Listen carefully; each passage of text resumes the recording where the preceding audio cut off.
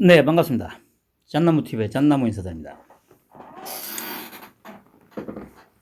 일요일, 뭐, 부산은 날씨가 그럭저럭 그러네요. 그, 조금 전에 올라온 기사인데, 안철수, 윤회 단일화 국민 경선하자 제안 방침.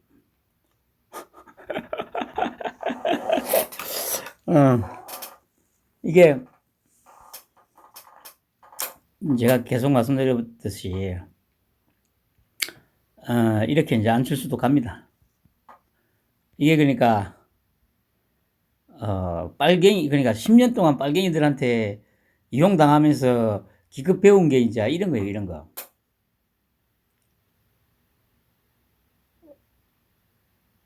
이게,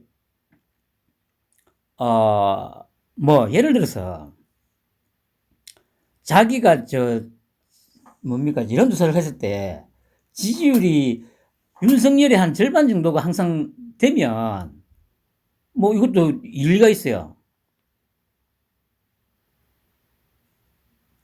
그런데, 안철수는, 제대로 된 자기 지지율은 최대 5% 정도입니다, 5% 정도.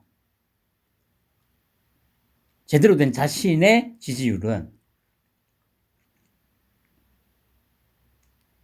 뭐, 윤석열은 뭐, 그래, 최하로 떨어졌을 때, 한 30% 정도였잖아요?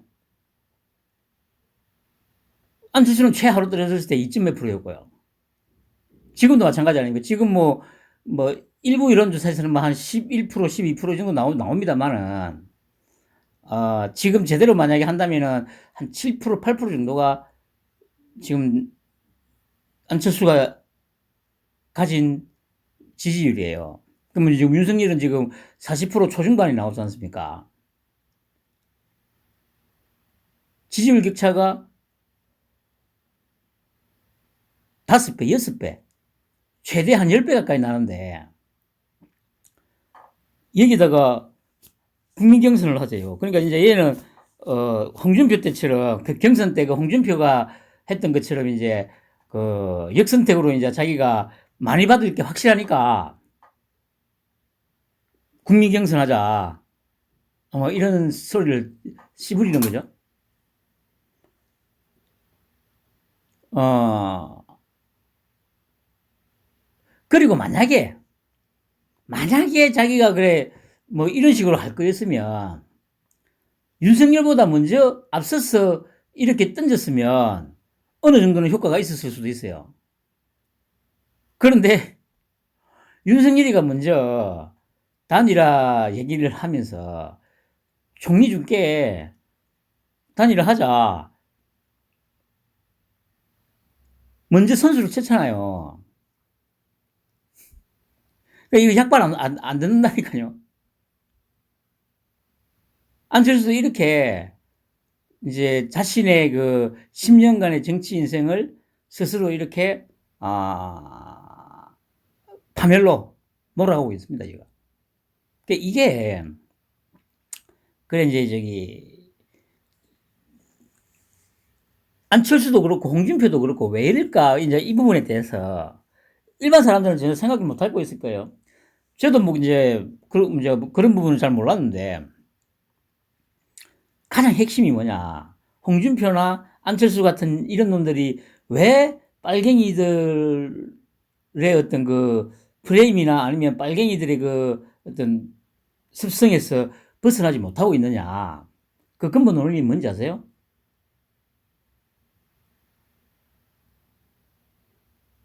딱 하나밖에 없어요. 마누라가 홍어예요, 홍어. 둘 다. 저 이걸 모르고 있었는데, 다 대표님이 이제부터 이제 이 얘기를 하더라고요. 다 대표님이 항상 했던 말이, 어, 안철수라든가 홍준표 같은 애들은 결코 이 빨갱이들의 어떤 그 습성을 벗을 수가 없다고. 그 이유가 바로 절반이 홍어기 때문에. 근데 지금 하는 꼬라지를 보면 정확하거든요, 그게.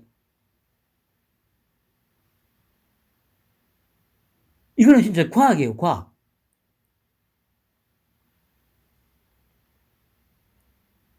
이 진짜 과학이라니까.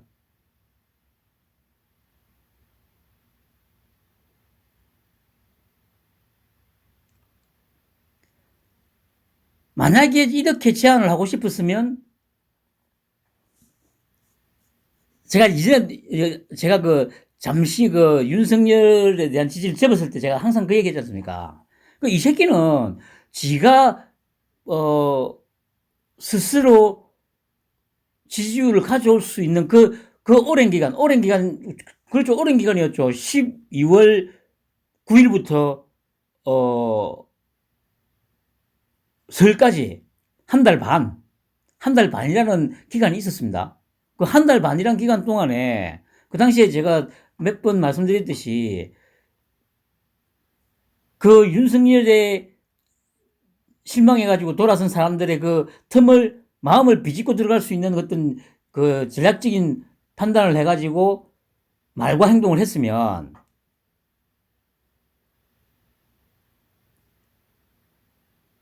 쥐가 주도권을 쥐고 갈 수도 있었어요. 그런데 그런 것 자체가 안 되는 걸 보면 그게 안철수의 한계예요, 한계. 그 항상 한 발 넣고 이게 아니고 한 10발, 20발씩 그냥 넣어져요. 그러니까 뭐 일주일 전에 벌써 윤석열이가 단일화 관련해서 지한테 프레임 씌워 놓으면서 아젠다를 다 선점해 버렸는데 일주일이 지난 지금에 와서 그러니까 이제 저 뭡니까 후보 등록까지 했다지 않습니까?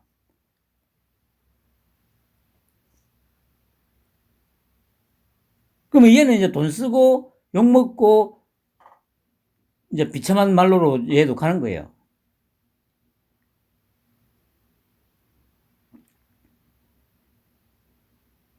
이런 애가 뭐 정치를 할 수 있겠습니까, 여러분? 정치를 해가지고 뭔가 실적이나 이런 걸 낼 수 있겠어요, 여러분? 이 얘 지금 하는 꼬라지를 보면 예를 들어서 얘가 대통령이 된다고 한번 생각을 해보세요. 뭐 중국, 일본, 미국 회담 어떤 안건에 대해서 가지고 회담을 해야 되는데 매번 한 발짝 두 발짝씩 타이밍을 놓칠 거 아니에요. 그럼 나라 박살나는 거예요. 나라 박살나.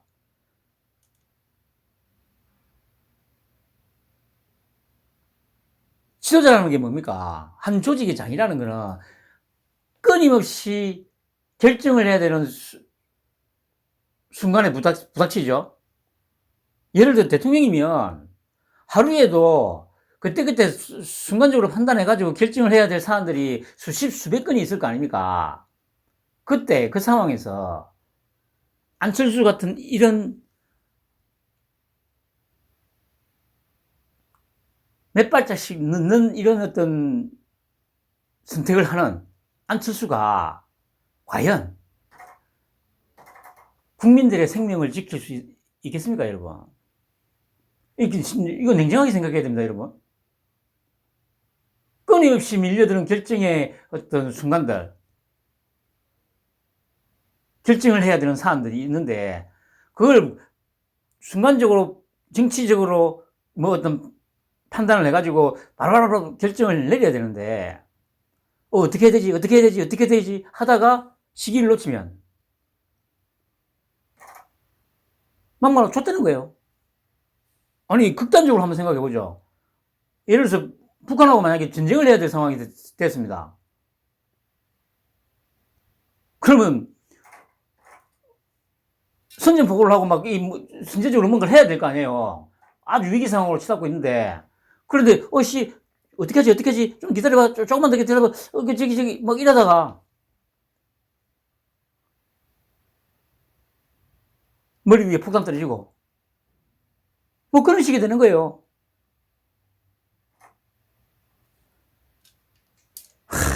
뭐 어쨌든 제가 늘상 말씀드려왔듯이 윤석열의 등장으로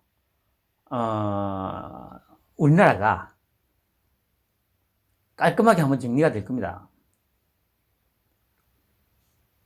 우리나라 정치판에서 뭐 짧게는 10년, 길게는 40년, 뭐 30년, 40년 이렇게 삐대면서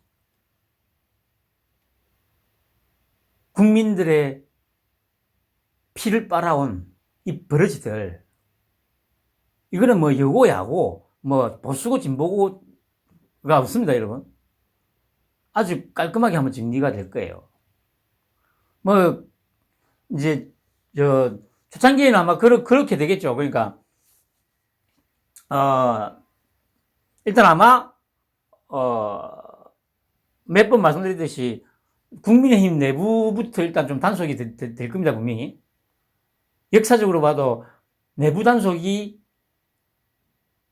잘 돼야 제대로 된 이제 그 다음에 외부의 적과의 싸움을 갖다가 치를 수 있기 때문에. 그리고 지금 경선 과정을 거쳐오고 지금까지 오면서 그 내부의 적들이 누군지는 아주 명확해져 있죠. 그 인물들에 대한 어떤 작업들이 분명히 초반에 있을 겁니다. 그러고 나서 이제 외부의 적을 갖다가 쓸어야죠.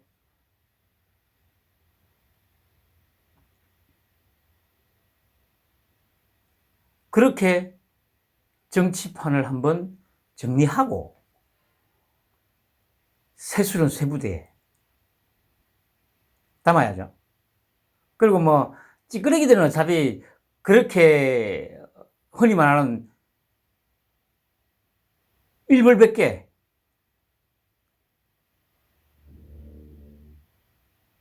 그리고 이제 뭡니까 그래 몇 명을 갖다가 그렇게 보내면 막 저기 찌질한 것들은 다 알아서 그냥 바짝 엎드려 가지고 그냥 찍소리도 못하고 그냥 처분만 기다리고 있을 거니까 뭐 다 정리할 필요는 없어요. 일단 가장 문제되는 인물들 몇 명 정리하고 본보기를 보이는 거죠. 함부로 설치다가는 뒤진다는 걸 이제 보여주는 거죠. 그리고 쥐뿔도 없는 것들이 유튜브 한답시고 저 씨부리면서 뭐 자리 욕심이나 내는 그런 쓰레기들도 분명히 정리가 되겠죠. 뭐 정리라는 게 뭐 별 거 있습니까? 무슨 뭐 윤석열이 좋아하는 거 있지 않습니까? 시스템대로. 뭐 그래가지고 정리를 하는 거죠. 아무튼 새로운 형태의 대한민국이 아마 만들어질 수 있을 거라고 저는 생각을 합니다. 편안한 휴일 보내시기 바랍니다.